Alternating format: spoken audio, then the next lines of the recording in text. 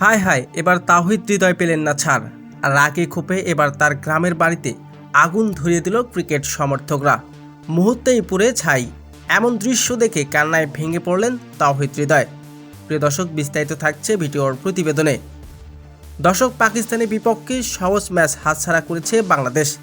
পাকিস্তানের দেওয়া 135 run change করতে পারলে চতুর্থবারের মতো ফাইনালে যেতে পারত টিম টাইগার্স।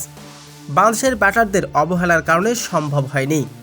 অবশেষে তীরে এসে তৈরি ডুবল। পাকিস্তানের দেওয়া 135 রানের জবাবে ব্যাটিং করতে নেমে একটা ব্যাটার তড়িহড়ি করে আউট হয়ে প্যাভিলিয়নে ফিরেন, বিশেষ করে তাওহিদ হৃদয়কে নিয়ে। এমন গুরুত্বপূর্ণ ম্যাচে বাজে শট খেলে রীতিমতো ব্যর্থ হয়ে দলকে কঠিন চাপের মুখে ঠেলে দেন তিনি। এরপর আবেগ ক্রিকেট প্রেমীদের ট্রলের শিকার হন তাওহিদ হৃদয়।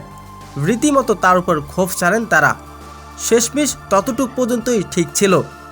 তবে খেলা শেষ হওয়ার 2 দিন পার হয়ে গেলেও কিছু পাগলাটে ক্রিকেট ভক্তদের কাছ থেকে রেহাই পেলেন না তাওহিদ হৃদয়। সামাজিক যোগাযোগের মাধ্যমে একটি ভিডিও ভাইরাল হয়। সেখানে দেখা যায় তাওহিদ হৃদয়ের গ্রামের বাড়িতে আগুন ধরিয়ে দেয় বাংলাদেশের ক্রেজি ফ্যানরা, যেখানে দাউ দাউ করে পুড়ছে আর নিমেষে শেষ হয়ে গেল তাওহিদ হৃদয়ের স্বপ্নের বাড়ি। যে খবর শুনে রীতিমতো কান্নায় ভেঙে পড়লেন তাওহিদ হৃদয়। তো দর্শক, ক্রেজি ফ্যানরা কি ঠিক করেছে তাওহিদ হৃদয়ের বাড়িতে আগুন ধরিয়ে দিয়ে? তো দর্শক, জানিয়ে দিন আপনার মূল্যবান মতামতটি কমেন্ট বক্সে।